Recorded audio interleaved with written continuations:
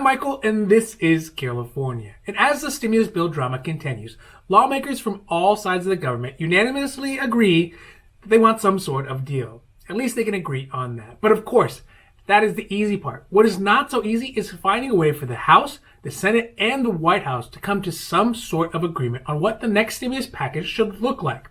But there are some strong signs today that the Republican HEREOS Act is increasingly losing ground to the massive $3 trillion Democratic HEREOS Act proposal. So today we're going to discuss how much Nancy Pelosi is willing to negotiate on her HEREOS Act, new comments from Mitch McConnell that suggest he's ready to make a deal, and if Trump may be able to bypass the political gridlock using his executive order power. Now this is your 5-minute daily dose.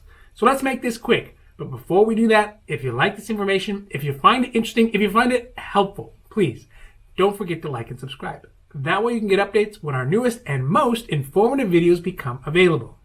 First, in a show of fortitude and maybe a bit too much confidence, Nancy Pelosi, when asked how much of her $3.4 trillion HEREOS Act she'd be willing to negotiate for, she said $3.4 trillion. This unwillingness to budge on the overall cost is rooted in the fact that she sees that Republicans are disjointed, discombobulated, and ultimately out of time to make a stand against her offer. She is betting that at this point in time, every day that there isn't a stimulus package, Americans will turn their growing anxiety more against Republican members of Congress and the White House than the Democrats. But it's not so evident that all Democrats support such a massive bill as the HEREOS Act. In fact, the proposed HEREOS Act is more expensive than the approximate output of some wealthy European countries, like, for example, the entirety of the UK. So it's nothing to blush at. Senator Joe Manchin, a conservative Democrat from West Virginia, said about the bill, "I want to be fiscally responsible. That might be a bit more than we have appetite for." But it's also true that the $1 trillion HEREOS Act from the Republicans would not provide enough money to support the country through the rest of the pandemic. So at this point, Pelosi has all the cards and can afford to stand strong at her $3.4 trillion initial offer. On the other side of the aisle, Senator Mitch McConnell said he is prepared to support a pandemic aid deal when Democrats in the White House strike one. This is almost an abdication for the task of negotiating a stimulus package by Mitch McConnell. And that would kind of make sense considering at this point Republicans will not probably come to a point of solidification on what they actually want in the next bill, or if they want a bill at all for that matter. McConnell said that with regards to Republican senators' consensus, if you're looking for total consensus among Republican senators, you're not going to find it. We do have division about what to do, end quote. It only serves to make the situation worse when Nancy Pelosi and Chuck Schumer are meeting with White House administration officials to work out a deal without any members of the Senate present at all. After the last meeting with White House officials, they said that they are close to consensus on some areas, like the Paycheck Protection Program for small businesses and other things like the necessity of a stimulus check. But one thing that is still not clear is if there can be an agreement around how much extra unemployment should be available for the millions of Americans who are still out of work. The third leg to the stool that makes up our government is the White House. And at this point, like always, it's a bit of a wild card.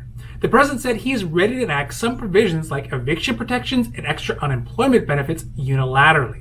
When asked about eviction protections, Trump said on Monday, "A lot of people are going to be evicted, but I'm going to stop it because I'll do it myself if I have to. I have a lot of powers with respect to executive orders, and we're going to look at that very seriously right now." But what is not clear is what the actual extent of the president's executive power is. But he also indicated that he might support extending the additional CARES Act $600 a week unemployment enhanced benefits as well.